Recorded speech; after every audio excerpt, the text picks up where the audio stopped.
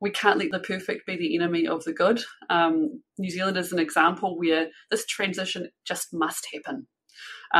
We don't have a choice, and we just have to keep going, see how far we can go, how much electricity, renewable energy we're able to generate for this purpose, work through the policy issues on equity and distribution of that energy, work through every policy and regulatory issue we face. We've just got to keep going and see how far we can get.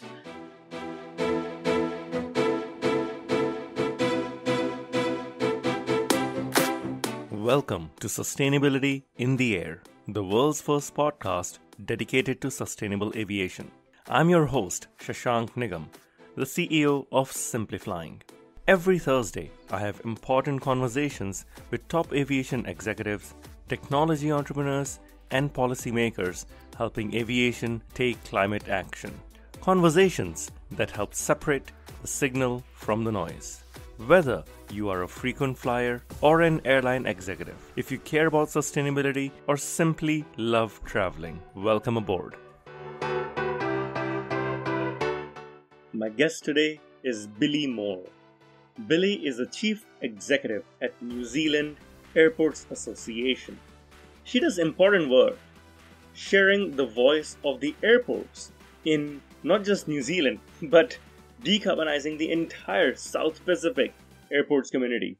New Zealand, as some of you may be aware, hosts some of the most progressive airports when it comes to decarbonization, from Christchurch to Queenstown. Billy previously has worked with Tourism New Zealand, as well as was the Consul General in Sydney. She was a Foreign Office diplomat. So it's a very interesting blend of experiences that has led to Billy leading this role. We discussed everything from Air New Zealand's 2030 targets and 2050 targets and what's happening with Flight NZ0, to how some of the airports in New Zealand, big and small, are taking the lead in decarbonization. I hope you enjoy this interview.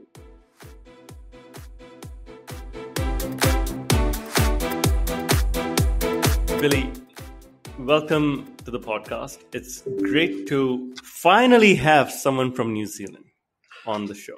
You will not believe how hard I've tried to get some senior execs from Air New Zealand as well as a couple of airports, but we've not had some luck, thanks to the time zone not being very friendly as well. So I'm glad that you are here and you can give us a big overview and perspective. I'm curious, what is the New Zealand Airport Association and how are you supporting the aviation sector? Well, first of all, it is an honour to be here, and I'm really glad that you came to me. I hope I represent some of the work that many of my New Zealand colleagues are doing well, because I know my colleagues at Air New Zealand and at the airports around the country are dedicated to this mission, and we have a role in the fact that we are the Airports Association for New Zealand. So we're a not-for-profit industry organisation. We represent 46 airports around New Zealand, from our largest international gateways through to our small regional aerodromes. So our biggest to our smallest. We also have corporate members from the aviation services and infrastructure sectors. So we are essentially the peak body for airports in New Zealand. The equivalent of, say, we're a member of ACI, for instance. And we spend our time between advocacy, so working on policy and regulatory issues, from massive issues like sustainability and decarbonisation through to civil aviation rules. And if you're familiar with the huge diversity of work that organisations have to be across in aviation, and also capacity building, ensuring our large and our small airports can collaborate and learn from one another. This is so fascinating, right? Because most people may not know, but not only is New Zealand in one corner of the world, yes, it's also two big islands and then a bunch of other islands. So air travel is critical in the country to just get around, to live your daily life. You can't, I think, rely on very long ferries, for example, to do all that. And given that's the case, how does aviation become sustainable for a country like New Zealand? It's a big question. And as you said, we're an aviation nation. It's essential to our economy. as a long-haul tourism destination, an exporter. It's essential to our social well-being, people being able to connect with family and friends, emergency and medical response. We don't have extensive rail networks. We are islands, and an island nation far from even our closest neighbours. There's a great image I often refer to, which I think was used in a recent New Zealand study, which compares a 2,000 kilometre radius around Wellington, our capital, compared with a 2,000 kilometre radius around Berlin. And the New Zealand image is just ocean, no large land masses in that radius.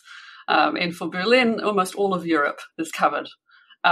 So our closest neighbours, Australia and New Caledonia, are over 2,000 kilometres away. We are at the bottom of the world. And as a good colleague of mine often says, it's a very long swim to get here. And so aviation is absolutely essential to us as a modern nation. It reshapes our geography. It lets us live global lives. And so, as you say, the sustainability challenge raises really big issues for New Zealand and many of our partners, our closest neighbour Australia, and our Pacific partners as well. It means that aviation decarbonisation is mission critical for New Zealand. We have a huge stake in the global effort in finding a viable path for our country as an island state to stay connected. It also means when we're thinking about decarbonisation strategies, demand management options are not great for us. We need a technological path. We need a way to decarbonise our short-range domestic flights. And as you said, we are multiple islands. We are mountainous and skinny. Land transport options like rail haven't historically been invested in because of that reason.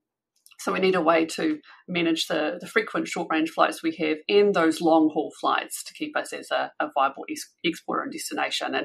And that geography means we are frequent travellers. I think I saw some data saying the average New Zealander might fly 4 times a year, which is pretty high when you think globally. Wow, the average New Zealander might fly 4 times a year. This is interesting comparing to the UK, where I believe only 10% of Brits take more than 1 flight a year. Or I think it was close to 17%, if I'm not wrong. So, but definitely less than 20% who take more than 1 flight a year. This is very interesting. This is higher than Sweden, which I believe is 3-point-something flights per year. So we're definitely right up there, and there'll certainly be a cohort of business and frequent travellers bumping that up, but it does kind of show how it's definitely part of a way of life in New Zealand to be able to stay connected this way. Right. And I love to talk to smaller countries punching above their weight like New Zealand or smaller airlines, because I believe that the biggest innovations in the short to medium term will come not from the largest airlines or the largest countries or the largest airports, but the small, tiny ones where you have an opportunity to innovate. And why don't we start with airports, because you're focusing on airports, and then we'll go to the airline side of things.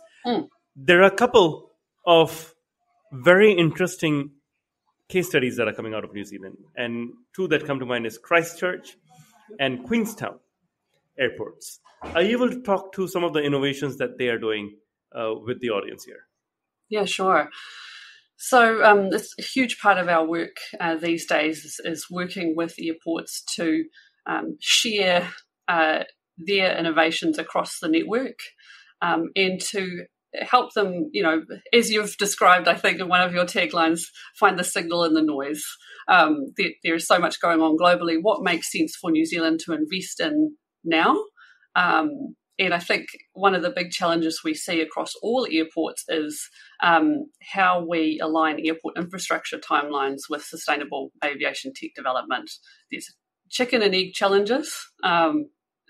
Airlines are investing in the approaches that they can. Airports have to invest very long term, 30-year master planning cycles, pricing cycles every 5 years. So how do they make decisions now on what will be a no regrets move to start to prepare for that future when some of that technology is still is still quite unknown. So that's the kind of theme that we discuss a lot across the network. And airports have a key role in joining partnerships to help develop technology and join those journeys so we can find the insights over time around what makes sense for the airport infrastructure side to be ready for when airlines are able to bring some of these aircraft onto routes.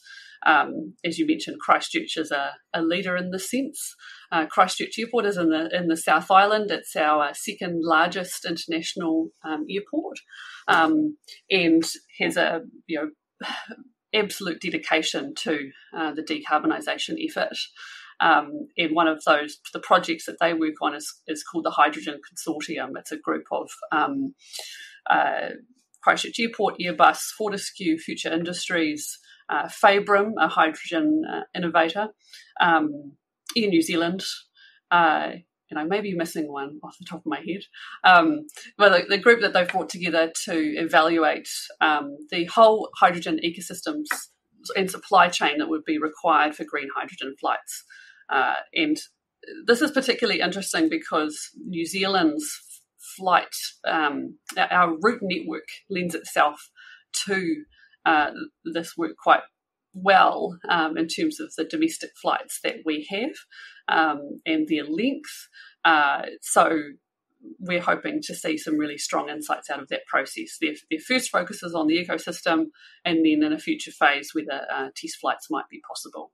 But it's those kinds of partnerships and collaboration that we need. I'm fully on board with that term we hear from many airline executives these days on radical collaboration, finding new ways to come together. And so, wonderful to see Christchurch doing that. This is fantastic, because I recently read a report released by ERAA, I believe, or in Sweden specifically, where it said that hydrogen-powered aircraft could service all flights, 100% of flights, under 750 miles by 2045. Now, I think that is ambitious, yet you can't just go mainstream tomorrow like that, right? You want not a large hub like a Heathrow or a Singapore to be trialing this. You want a number 2 airport, let's say in a country like New Zealand, Christchurch, to be piloting it. What's also encouraging is how many different types of players have come together, from Airbus to Air New Zealand to Christchurch Airport. Yeah. What do you think it takes to bring such disparate parties together for a united vision like hydrogen flights out of Christchurch Airport? I think they all recognise the unique context they're able to operate in New Zealand. So one of the key reasons why they will have come together in the way that they have is seeing New Zealand's renewable energy capacity. So, of course, green hydrogen requires a massive amount of renewable energy to be a viable prospect. And New Zealand's lucky enough in that our electricity is already 82% renewable. We have untapped renewable capacity in wind and solar around the country. The government's really focusing on boosting our electricity generation and transmission capacity. So they can see that there's an environment where investment in green hydrogen should be viable. Now, of course, the quantums that we're talking about will still be a massive challenge, but we've got to start somewhere. And so I think it's that joint recognition of the context we're able to operate in New Zealand with renewables that will have helped. I also think, to Christchurch Airport's credit, they're very clear about their open book approach to their decarbonisation work. Any other New Zealand airport is able to work and collaborate with them and learn from their work. And I do know that that is a key aspect that, for instance, Air New Zealand looks for in their partnerships. Can they work with an airport and know that that knowledge and that insight will be disseminated across the network to help with that total network transition? And this is something we're really passionate about at NZ Airports, because we see a lot of really great projects in different places, different airlines, different airports, different innovators investing. To achieve what we need to achieve, it has to be a full network shift. So we have to have those threads of information sharing and break down any barriers to that. So I think all of those partners have that kind of work in mind. Okay, this is so fascinating, all the different partners coming together. One of the interesting thing is that you're working with multiple airports, not just one, like Christchurch, in reducing emissions. What kind of work do you do at NZ airports with individual airports in reducing their emissions or preparing for sustainable aviation? Do you focus on, operational efficiencies on the ground? Do you focus on, here's how you install electric or hydrogen infrastructure? What kind of support do you offer? Yeah. So at the advocacy and strategy level, we sit on an organisation called Sustainable Aviation Aotearoa, Aotearoa being the Māori word for New Zealand. And this is an industry and government partnership focused on aviation decarbonisation. So NZ Airports represents airports on that group and works with government on what will be required from a policy perspective, industry engagement perspective. Very similar to the Jet Zero Council in the UK, for instance, and the equivalent in Australia. So we take a role in that sense. We are essentially an engager and a convener of discussions across the airports and with other partners to help them make good decisions about their investments. So as I mentioned, those no regrets investments, getting them to share with each other what's worked, what hasn't. So if we build on what some of those are, they include things like investment in renewable energy at place. So solar farms are being developed around the country, not just with the large airports, but also some of our smaller regional airports under 1 million seats a year are starting to develop their own solar farms. Some of them have already been switched on. So for them, knowing what's ahead with either battery electric, green hydrogen, technology in the future, it will always be a good move for them now to start to develop their own ability to generate electricity at the airport itself. So that's Billy, can I clarify? These are individual airports who are doing their own solar farms? That's right, yeah. So Gisborne Airport, for instance, is one example. Hamilton, there's more coming on stream now. So when they're thinking about, what do we do with this situation, knowing how important it will be for New Zealand, it makes sense for them to invest in their own electricity generation. Wow. So now it may be powering their terminals and ancillary buildings, for instance. In the future, it may be able to help power and recharge and charge aircraft. So those are the kinds of initiatives that we're seeing and we're helping the airports talk about and collaborate on. I'm curious, if we dig a little deeper in this, let's take Hamilton Airport. Not a very large international airport, definitely an important one regionally in New Zealand. What does it take to convince an airport authority or its team to build a solar farm? Do you throw in incentives like, you can sell excess energy to the city? Do you have to get the local city council involved? Do you have to get the main airline tenant involved? How does it actually work? Yeah, I think the incentives are already there. To me, at the moment, nothing needs to be done to incentivise airports in New Zealand to decarbonise. They are driving towards it through things like airport carbon accreditation. For instance, they're all involved in the ACI airport carbon accreditation process. They are able to, they have strategies for reducing their scope 1 and 2 emissions. So it's a natural step in their own infrastructure decarbonisation process to invest in things like solar farms as efforts to reduce their dependence on, for instance, coal boilers, things like that. So it's a natural flow and effect from that. And I think there is a dedication from those airports to the contribution they can make both to their regions, as you said, to provide a resilient energy sources, as well as a future contribution to their Scope 3 emissions from airlines and other stakeholders. So the incentives seem to be lining up through their need to decarbonise their own infrastructure and then partner for Scope 3 emissions as well. There are some regulatory processes we're going to need to work on around their ability to fully utilise their own energy and sell it back to the network, because there are some regulatory structures that can restrict that, and that's something we're going to be working on with the government over the coming years. Interesting. Who pays for this, Billy? That's a good question. It'll be different for different airports, but it will be part of their non-aeronautical investments. Okay, so is it largely funded by the government then? No, it'll be funded by their own kind of like their own funds. So the airports' individual funds. And that's right. How do airports in a country like New Zealand work? Because I know in countries like New Zealand, which are similar to, I would say, Canada, where there's one or two very large important airports, the rest are very, very small. Like, I don't think Qatar Airways will start flying to Dunedin tomorrow, for example, right?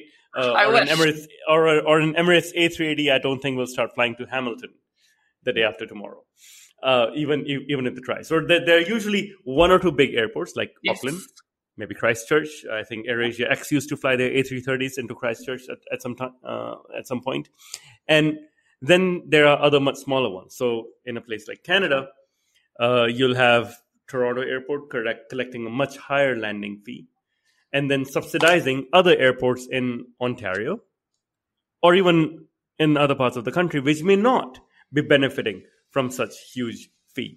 Is this typically how the funding works, or is there a different system, especially around funding sustainable aviation technologies, because the return might not be immediate? Look, it's a great question. So yes, we do have one particularly large airport by New Zealand standards. Auckland Airport is our largest airport by far, our largest international gateway. And then that's followed by Wellington, Christchurch and Queenstown as our other international airports. The rest we call regional airports. However, they also vary hugely in size from, say, 1.2 million seats a year down to 200,000. So they all play a different role in the network. They range from publicly listed companies, Auckland Airport being a publicly listed company, through to fully local government-owned airports. So most airports have some form of local government ownership in New Zealand. Their pricing and management of costs will all be managed through the top three airports are managed through information disclosure processes. So consultation with airlines on aeronautical pricing that are set every 5 years. And that same process is mirrored throughout the system. So there isn't a cross-subsidisation process in New Zealand for the smaller airports. It is simply user pricing for aeronautical services. Wow. And increasingly, and particularly we saw this through the pandemic, the airports that have been able to work more on non-aeronautical businesses have been able to build their resilience and their capacity to invest in some of these sustainability measures in other areas. So that might be property and leasing, other kinds of industrial commercial investments. So to me, that side of an airport's business is increasingly important for resilience, but also their ability to not just assist with network decarbonisation and have the balance sheets that will help them invest, but also to be able to contribute to their regional decarbonisations through things like commercial industrial hubs, heavy fleet, refueling. There's all these kinds of things that airports, being regional infrastructure, can contribute to in other sectors that need to decarbonise. Right. Okay, so everyone benefits then. It's not just, you're not cordoning off the benefits only for aviation there. Oh, absolutely. I think when we think about this work, obviously aviation is the focus, but we think of airports as critical regional infrastructure. If you think about it, there's something special about the fact that we have this infrastructure distributed around the country. and with land holdings, with investment capacity. And so we need to leverage that for all sorts of things as we transition our systems for climate change. That makes perfect sense. Now, one of the things being located so far from everywhere else is that almost all flights into New Zealand are long-haul flights. Yes. That means the Scope 3 emissions, or rather Scope 1 for airlines, Scope 3 emissions for others, are very large, including for airports. You had recently submitted your feedback to New Zealand's Climate Change Commission's consultation, and whether international aviation emissions should be included in the country's 2050 target. Can you explain the potential impact and what your recommendation was, whether international aviation emissions should be included in New Zealand's 2050 target? I think that's a bold question and premise in itself. It is, yes, thanks. Yes, this has been one of the recent big consultation processes we've been part of. We have a piece of law in New Zealand called the Zero Carbon Act. And under this legislation, the government must set emissions budgets. It also established the Climate Change Commission, which is an independent body that advises the government on those budgets. And the Commission is charged this year with looking at whether international aviation emissions should be included in our 2050 target, which is net zero emissions of all greenhouse gas emissions other than biogenic methane by 2050. It's a big question that we've grappled with a lot across our network. As I mentioned, there's a lot of dedication and focus from our airport network in New Zealand and, of course, Air New Zealand and our other partners on decarbonisation. So they're naturally inclined to want to work towards including international emissions in our target to genuinely capture their impact.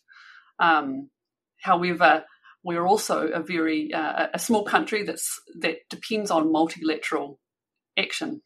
Our emissions reductions, whatever we can achieve, will still be very small on the world stage. And so we are committed to seeing action through ICAO, CORSIA, and multilateral approaches as well. So we have to, particularly as a long-haul country, understand where country-based approaches might create distortions in that effort. So we've said we support the idea in principle, but more work needs to be done about the impacts and how it can be aligned with multilateral efforts on aviation decarbonisation. It's not an easy task, it's not a straightforward question at all. The submission also talks about New Zealand-focused economic modelling. What specific aspects of New Zealand aviation market do you believe need to be considered for this modelling? Yeah, and this may be something that applies to many other small countries who are contemplating these issues. One thing we've found as we've grappled with this topic is that there really is quite a lack of data on how to analyse these issues for New Zealand. There's our policy people naturally have to rely on things like EU studies because of how much work's been done on policy and processes in that part of the world about cost of SAF, access, price elasticity. And we have to test whether that holds true for a country like us when our profile is so different. We like to compare ourselves with US, UK, EU, but when it comes to aviation, we're not the same at all. We are isolated, much less competition in the system, and much further from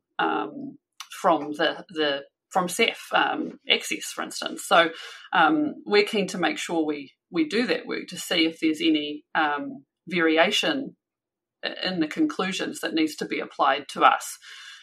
We're assuming at the moment that the price of fuels and the demand impacts on New Zealand will be higher due to the fact that obviously SAF supply is currently constrained. Our distance from supply is greater and procurement quantity will be smaller. And airlines flying to New Zealand are highly cost sensitive. It's often said, for instance, that because of the length of flights to New Zealand, airlines usually have to put 2 aircraft on the route. Those are 2 aircraft they could put on a New York London dedicating one craft to one route. So they can make much more profit elsewhere. And so in New Zealand, anything that might impact on our connectivity and our attractiveness to airlines as a destination is really concerning to us. So we have to evaluate those issues and see what the right pathway forward is. Wow. Thank you. So thank you for that perspective. Now, I know going back to technologies, we spoke about hydrogen and green hydrogen. We did not speak to electric yet, but I believe electric is a nice fit in New Zealand's geography and needs for future of aviation as well, isn't it? Yeah, it's an exciting area for us. We have a unique opportunity to look at electric aircraft. One of the special features of New Zealand is that I think 60% of Air New Zealand's domestic flights, for instance, are turboprops, less than 350 kilometres. So there is an opportunity there around how those routes might transition in the future. Air New Zealand is currently having to evaluate how it replaces its turboprop fleet. Its fleet of Q300s is reaching end of life, and it will now have to evaluate how long it can wait to replace them with, for instance, a viable low emissions or zero emissions aircraft, or whether it will need to take an interim step to replace them with conventional aircraft. So I think that we see a lot of examples around the world around fleet renewal challenges and the awkward timing we are in, where we hope for technological advancements that will help us make good choices, but really sympathise with Air New Zealand grappling with that at the moment. So I think they have the largest fleet of Q300s in the world. So that's by airlines. So that's a really interesting issue for our network at the moment. But one of the things we've looked at is what about going smaller? I know there's been a debate around the viability of electric aircraft in that 50-seater range. Will it ever happen? But we can also see in New Zealand over time that our domestic market has evolved to larger aircraft with reduced frequencies, with a dependence on hubs, much less regional point-to-point travel. So what if we started thinking about going back to some of that regional point-to-point travel? We can see a real gap in regional New Zealand around 19 to 50-seater aircraft and routes that could manage that kind of size of aircraft. Our colleagues at Eagle Aviation, for instance, have found that we have about 60 routes that could be flown with aircraft of less than 50 seats.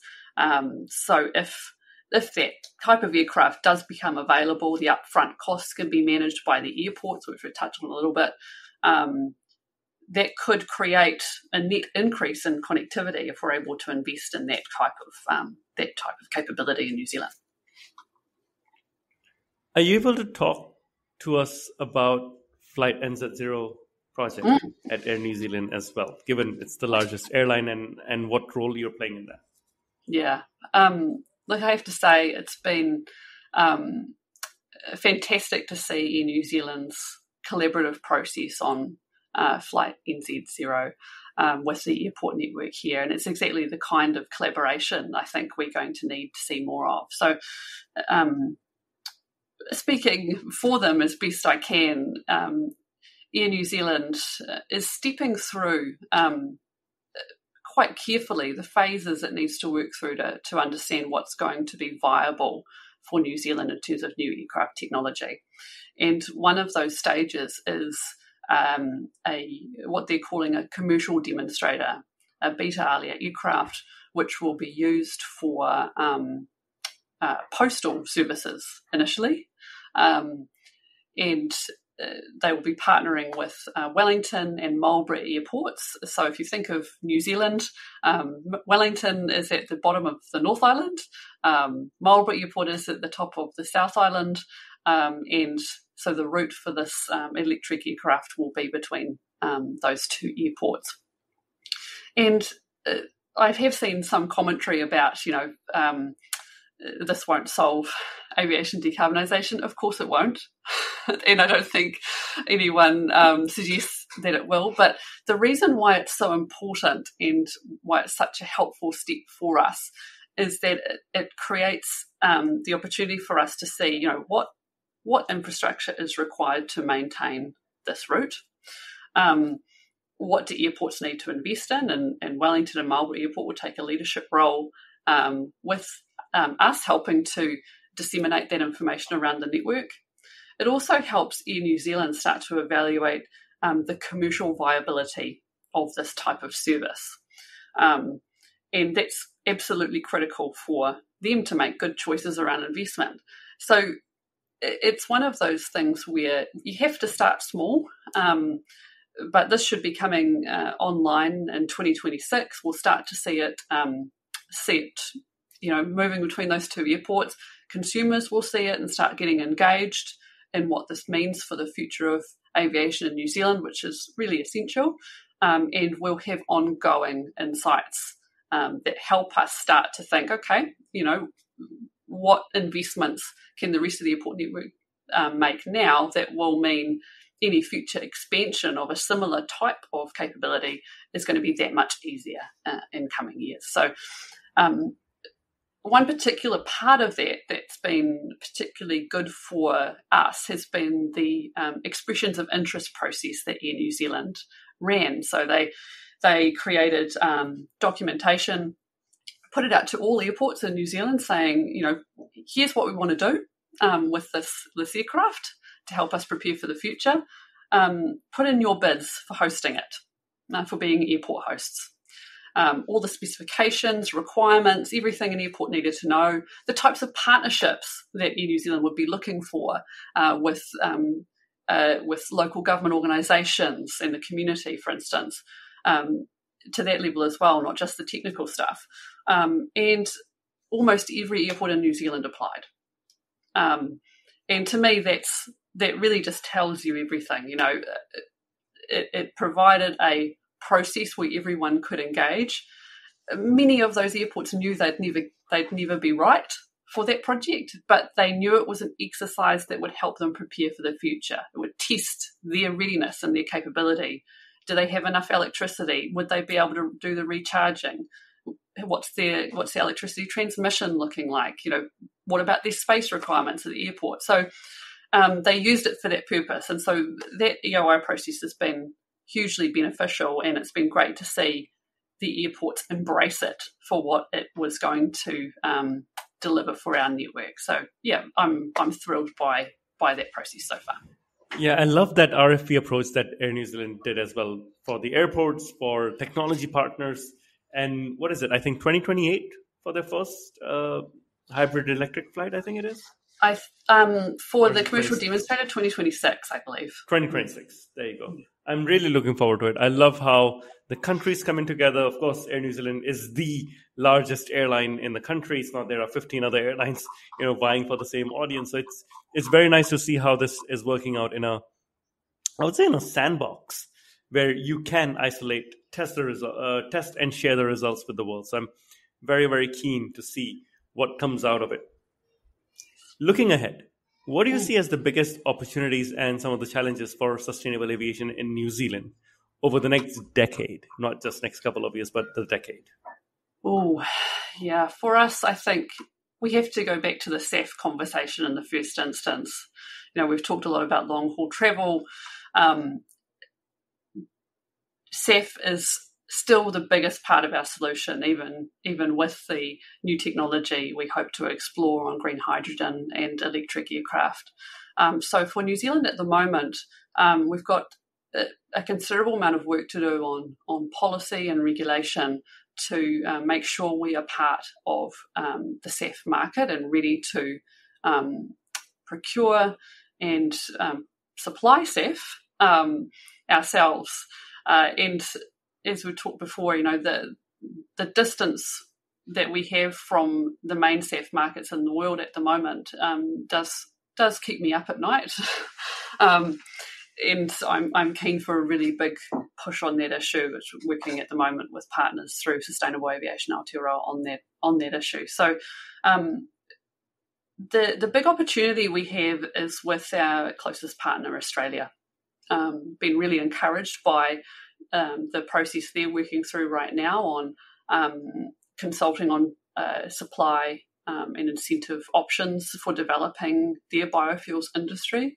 They have a huge amount of scale in this space, already a significant exporter of tallow, for instance, and they have a real opportunity to create a strong SAF industry. So we have a unique relationship with Australia through what we call a single economic market. So I'm hoping that we'll be able to work with Australia on partnerships that will ensure that our part of the world that's dependent on long haul is in really strong shape for supplying and procuring SAF and ensuring that our long haul flights and airlines stay committed to servicing our part of the world. So a huge challenge, but also I'm hoping an opportunity through those regional partnerships.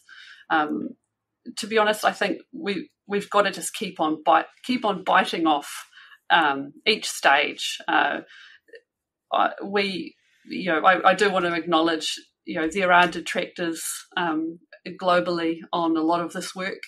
We can't let the perfect be the enemy of the good. New Zealand is an example where this transition just must happen. We don't have a choice, and we just have to keep going, see how far we can go, how much electricity, renewable energy we're able to generate for this purpose. Work through the policy issues on equity and distribution of that energy. Work through every policy and regulatory issue we face. We've just got to keep going and see how far we can get. I've been really encouraged by how much our industry has embraced that challenge. Yeah, I totally hear you. It brings me back to a recent tour I was on. I'm now in Boston, and it was interesting. Before the introduction of cars, there were, of course, horse carriages in the US. And people just didn't want to transition away from horses because they were cheap, they were available, and there was an entire industry around horses, how to take care of them before, during, and after transportation. So why would anyone want to change, right? And I feel that we are almost at a similar stage in this industry, in the transition, where we know how things work currently. We don't know how things will work in the future, but we need to find a way forward. We know time's running out. We have to act right now. And that's why it's so heartening to see what's being done in New Zealand, what you and your team are doing, working with airports across the country to make not one airport as a showcase, but to get the entire country ready for a transition from solar panels in tiny airports like Hamilton to the green hydrogen work you're doing at Christchurch to, of course, the big flight NZ0 with Air New Zealand and the main airport in Auckland. Billy, this has been very inspiring. Thank you for sharing what you're doing down under. I hope and I truly wish that this does spark a lot more action in different parts of the world, which may share the same vision as New Zealand. Thank you. Well, thank you, Shashank. I think I do have to say, and I imagine many people in this area feel the same way. We feel like we're just trying to catch up with everyone else often as well. So one thing I often reflect on is that we've all got the same fundamental challenges here. New Zealand being a small country, we have to remember that about 80% of the questions we have about the new technology, our transition in the future, can be answered through international collaboration and learning from our peers and engaging with our peers offshore. About 20% of the problem will be New Zealand distinct, applying the New Zealand lens, the challenges, the geography, our investment structures, that overlay to it. And so the international partnership, communication, information sharing piece is just so important at the moment. We will really depend on it as a small country, and I think many others will as well. So the work that you're doing to help contribute to that information sharing is just, so valuable to us. So I do put a call out to others who feel that they have ideas to connect with us on, to please do so, because we are very mindful that this is a global challenge, and we have a lot to learn from others who are working on it. Indeed. Thank you, Billy. Now, the final part of this interview is called the rapid fire round, in which we get to know you a bit more personally. If you have listened to the podcast previously, you know how it goes. I will ask you a simple question like, what's your favorite airline, which is not Air New Zealand? Well, maybe it is. Like, my favorite. Oh, to be honest, yes, my favorite airline is Air New Zealand. And there's a particular reason why, and I do love our other airlines, our regional airlines. Why do you love Air New Zealand? Air New Zealand for a Kiwi, I think many of us feel the same way. When you step on board, you already feel like you're that much closer to home. It has a very New Zealand vibe to it, and so as much as I'd like to be able to give you a more creative answer, it still is my favourite. I hear you. I am biased myself because Air New Zealand had an entire chapter dedicated to its resurgence in the last 20 years in my first bookstore. So I know what you're talking about. And I love the innovation they're doing, from Sky Couch to Rico, if you'd remember from back in the day, to the Sky Nest that they're coming up with. And of course now Flight NZ0 on sustainability side. Your favorite airport, Billy? It's much harder. It's like choosing a favourite child for an airport association, but I love them all. I'll start with my hometown, Christchurch Airport. Wonderful place. I've seen, growing up, I've seen it evolve over the years and grow into what it is today. But I will shout out one that I haven't visited yet, which is my one I'm most excited to visit next as part of my role, which is Gisborne Airport on the eastern side of New Zealand, a much smaller airport. But the reason why is that they have their terminal has the highest level of green building standards. So one of the other areas that airports can work on around decarbonisation is, of course, embodied carbon from their construction. And Gisborne's done some amazing work there. So we've got some of our small airports really setting standards, which is great. So I'm cheating a little bit there. Maybe we'll take Christchurch. We'll settle with Christchurch. Okay. Your favorite book? My favorite book. Look, I'm not a great reader, I have to say. So for favorite book, I'm going to shout out my brother's book. My brother Sam Moore, who created an amazing comic about very long journeys and connections called The Traveller's Guide to Flagoria. He is an amazing, has an amazing brain, and so it has to be my favourite. That's a nice one. I don't think we've ever had that on the show. Never had a comic? No, I don't think we've ever had a comic on the show. Favorite movie? Favorite movie? Oof. I'm going to say The Fifth Element.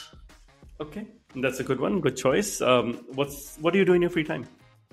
My free time is very dominated by dogs. We are a dog family. I have two rescue dogs. Amy Pineapple's in Trouble are their names. And my husband is a dog walker. So outside my work, we are a very dog-centric household. And I love it. It keeps me in the present moment, which is really important part of well-being. I'm surprised we did not have any dog incursions during the recording of this podcast. I know. That has happened before during recording. What is something you'd like to learn, Billy? Something I'd like to learn at the moment is AI. I just think it's going to be, it's going to be endless learning with AI. Had a session with my little team on this last week, just to start to tap into a little bit of what's been going on in AI at the moment. But I think increasingly this will need to be a key focus of anyone working professionally to understand AI, its capabilities, and how to use it effectively. Yeah, so that's a big focus for me. Okay. The best advice you've received? Best advice I've received is to do what you say you're going to do. Because imagine if everyone did. And create the space for good things to happen. Wow. Even when you're feeling like things aren't going the way you want, think about how to create the space for good outcomes. I love it. I love that trailing sentence you had. Imagine if everyone did. Yeah. Right. So let me end on that. Imagine if every country became and thought like New Zealand. What would we have? Right. I'm looking forward to the results of all of your efforts for the entire country. And thank you for playing your role and sharing your stories from down under. Really enjoyed it, Billy. Thank you so much, Shashank. I really appreciate the chance to talk a little bit about my country. Thank you for listening to this episode of Sustainability in the Air. Aviation is one of the hardest to decarbonize industries, yet there are multiple paths to get to net zero. Awareness is key to a green future. So please give us your support to help our sustainable aviation insights reach a wider audience. You can do this by sharing this episode on your network, on LinkedIn, Twitter, or even WhatsApp. Or perhaps you might consider leaving a review on Apple Podcasts, Spotify, or wherever you listen to this episode. You can start a conversation with us by writing to us at podcast@simplifying, that's simply with an i.com. And for more content on sustainable aviation, please visit our website green.simplifying.com and join the movement. Sustainability in the Air is an original podcast by Simplifying. The show is produced by Juraj Toth in Slovakia. Dirk Singer is our Director of Sustainability, who leads research for each interviewee out of Greenwich, UK. Shubhadeep Pal is our supervising editor based out of Mumbai and Singapore. The articles are written by Ayushi Badola in Dehradun in India and Meera Hull in Montreal, Quebec. Creative design is led by Ligia Esteve in Montreal. Baiba Driman is the project director for the show based out of Valencia, Spain. Special thanks to Wendy Sim in Singapore. And I'm Shashank Nigam, the CEO of Simplifying and your host. Please feel free to connect with me on LinkedIn.